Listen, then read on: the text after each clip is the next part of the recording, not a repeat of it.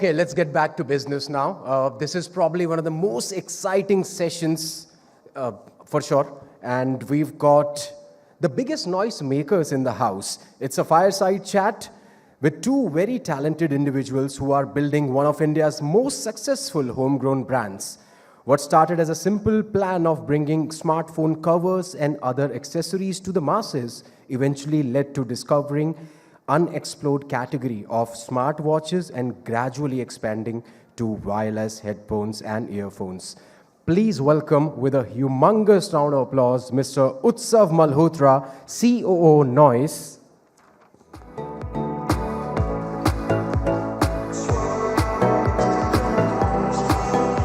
Thank you, Mr. Malhotra. Please take a seat. He's in conversation with Mr. Gaurav Khatri, co-founder and CEO Noise. I'll request all of you to make some noise for both these amazing gentlemen.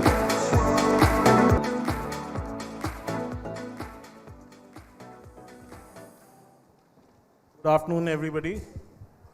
Hope everybody is well fed and ready to snooze. It's perfectly fine because we are sure that we'll make enough noise to wake you up. Thank you for allowing us this opportunity to tell our story. It's a fabulous story, to be honest.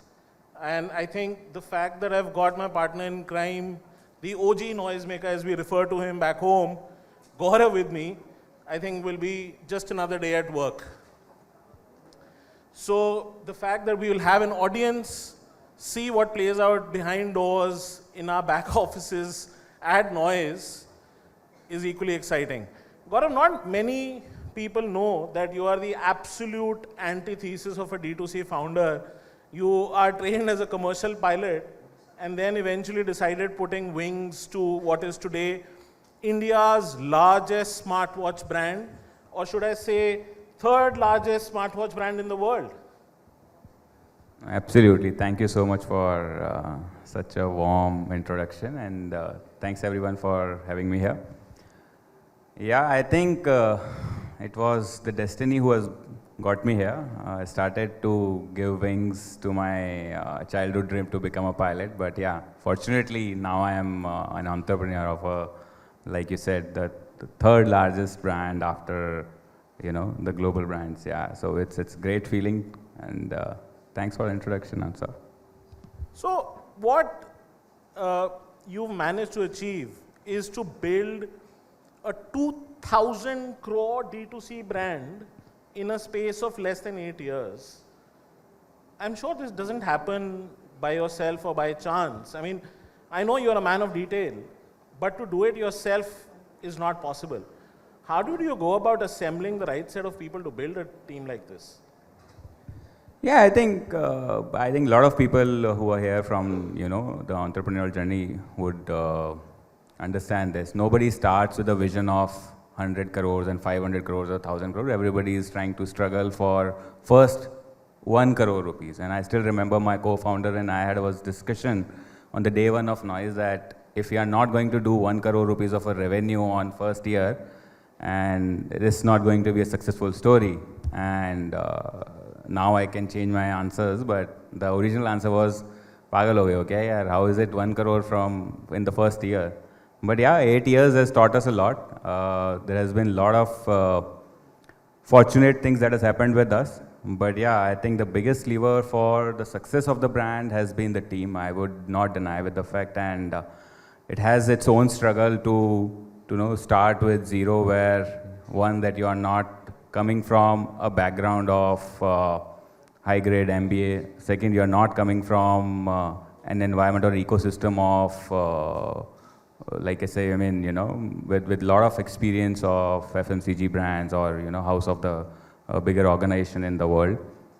So yeah, I think it was a difficult journey for us, but yeah, I think there was good traction of the brand in initial because we started with a very different thought to create this brand, and fortunately it clicked with the customer. And when you start believing in it, consumers start believing in it, I think people also around you, there are a lot of good well-wishers that joins you and helps you in growing it.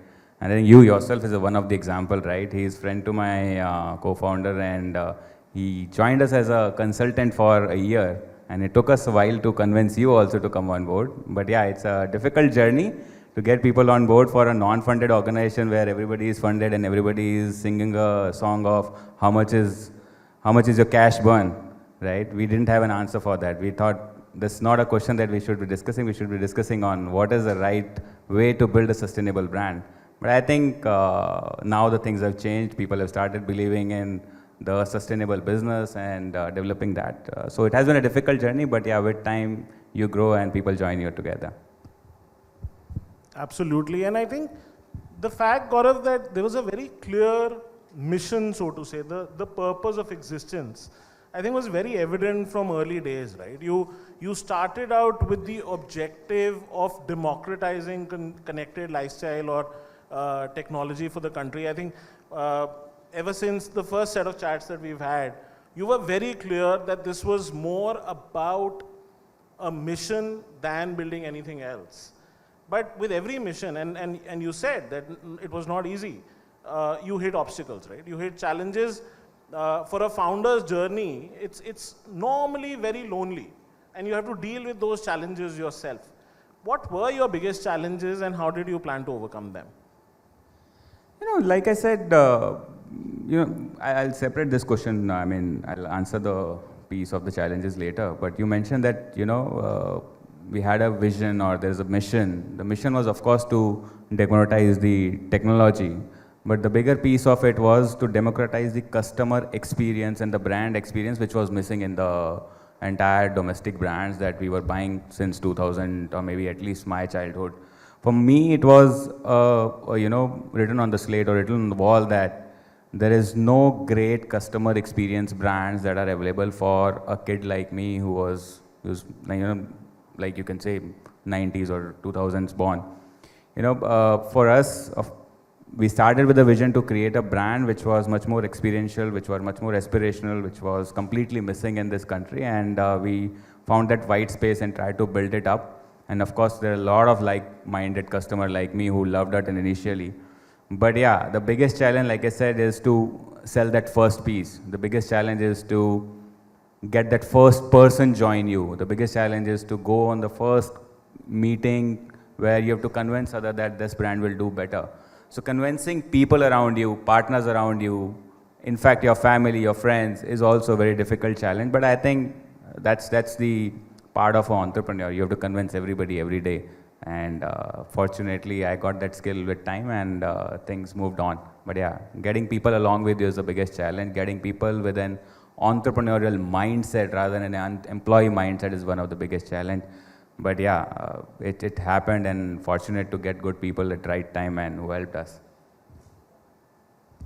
So, great takeaways, Gaurav. Find people who believe in the mission. Find people with an entrepreneurial mindset. Have belief, because you only fail and then learn and then move on. But a lot of people here may not know, and I'm just going to put this in perspective, that in a deeply funded ecosystem, so to say, that we operate in, you are by far the only brand that's chosen to remain bootstrapped, right? Noise has taken an unconventional path, gotten itself to a size and scale of 2,000 crores and not raised a single dollar externally. How did this happen? Where did you get this gumption from? And more importantly, why have you chosen to be like this? I think what I've learned with time is when you're not aware about what are the challenges that can come in your life, so you don't prepare for it. For me, creating a business was absolutely clear to make it profitable and sustainable for long run. I was not grown in an era where, I was taught that, like I said before also, I was taught that there is a scope of burning, right? Plus I come from a very humble family. There is no one in business. Nobody has done business in their probably 3 generations. This was the first one to come out of that thing. For me, it was very clear to make a sustainable business, to give an attempt to self-sustain it. One that I did not know, what is this fundraise? What do you want to do with that? And I think it helped us with not having the exposure of fundraise, not having the exposure of building it exponentially, and not having exposure of my thoughts were not, I would not say corrupted, but yeah, it was not influenced by any of the early journey of mine. So I started very naive. I started to create a brand for consumer, not for myself, honestly. I didn't realize that it has reached to a 2,000 crore revenue and we are doing better. We're growing 100% year on year. So you don't plan to do it. For me, it was very clear to keep working on the input metrics, forget about the output. And fortunately, all the input metrics worked for us and things kept on growing. And like I said, being unaware about some situations and the challenges also helps you to not prepare for it and take another route.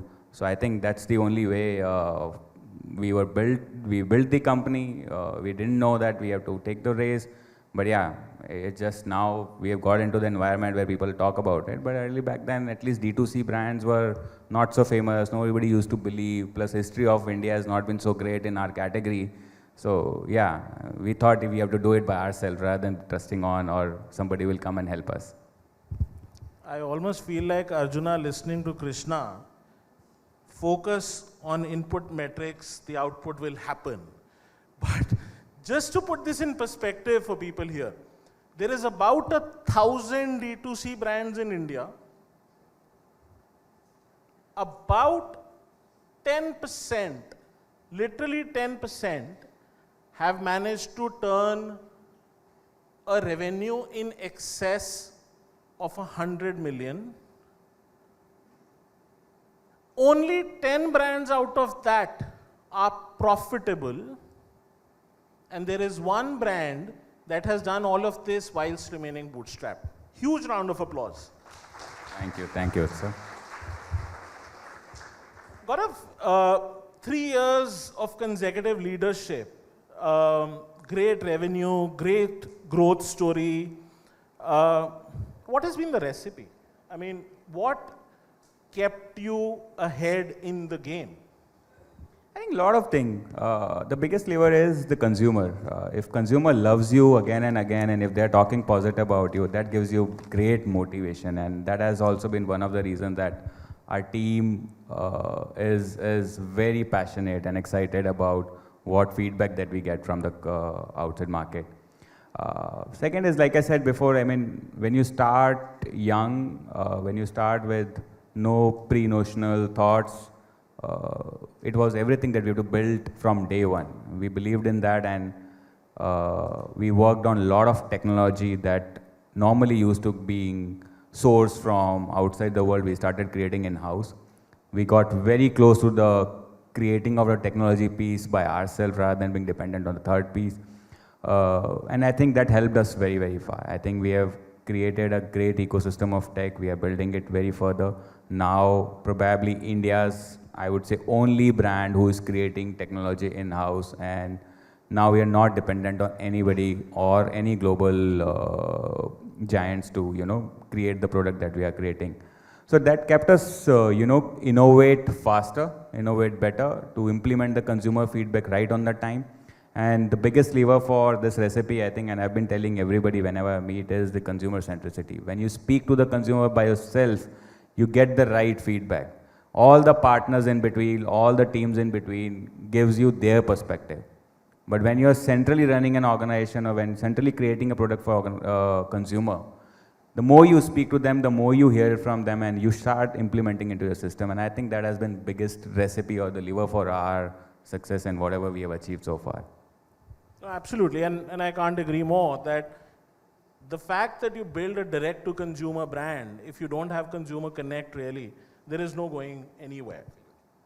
But let me just segue into the external view of the world, and I'm sure this is a question a lot of people here in the audience may have on their mind.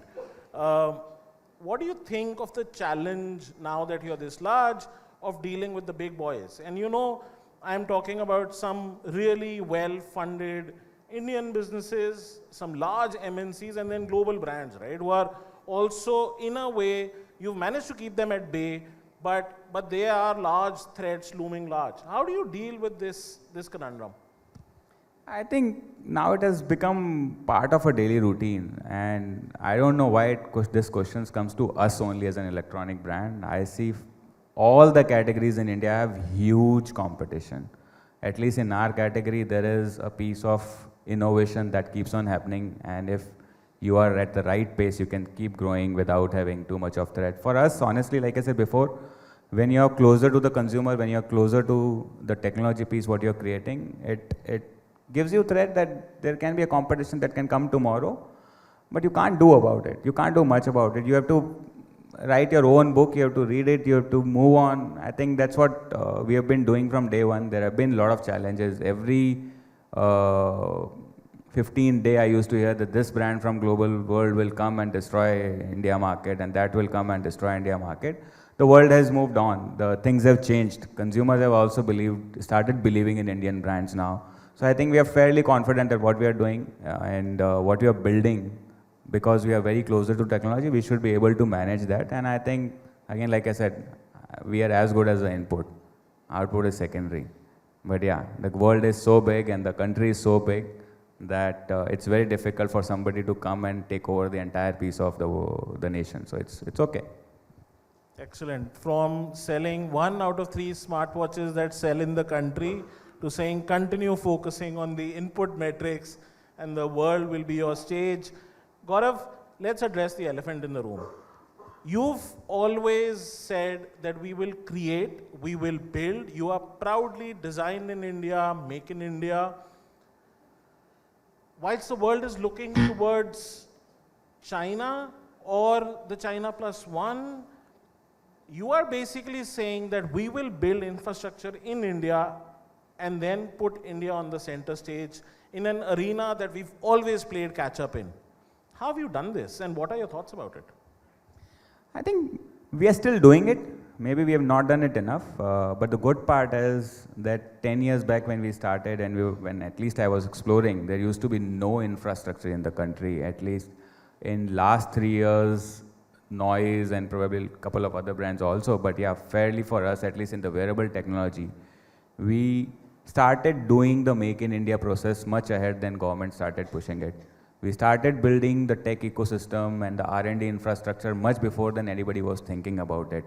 Like I said, we had no other option other than doing this. So for us, it was a mandatory condition to do it. And I think when we started doing it, it became more closer to us that we can be that country which not only, okay, that's an alarm for us to leave out of the stage, but yeah, for us it's now we have reached to a level where India can be that big giant nation where the brands would go global and the global world will use us. So I think that's what we are trying to create. Of course, India is a big piece to solve first for, but yeah, there's a huge traction that we are getting and lot of, not only us, lot of Indian D2C brands are seeing that. So yeah, that's the next step. So, keeping time into account, Gaurav, 3 years of consecutive leadership, global domination, India infrastructure, you've managed to build a great team, profitable, bootstrapped, large organization. What next? Where do we go from here? At least we are attempting to solve for the India piece first. Like I said, we have been only online till last year. We are now focusing more on offline, going to the deeper India, the deeper Bharat that we call now. But yeah, global is the next thing that we should be aiming, but let's see when it happens first. Super. That brings us to the end of the session. At 30 years of age, no real MBA, no A-list schools, coming from a small town in remote Rajasthan to build India's largest bootstrap D2C business. Thank you. Ladies thank and you. gentlemen, Thank you so much, guys. thank you. Thanks a lot.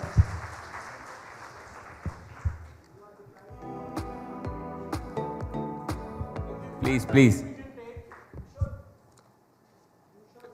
of those days that we are not in the driving seat. Okay, noise doesn't need other people to make noise for them, but then again, offline you can take some questions, for sure they are around here. We're short on time, terribly sorry about that, but I'll request Amrita Nair, Head of Entertainment and Sales Strategy at Disney Star, to help us felicitate the gentleman for being so kind and joining us here.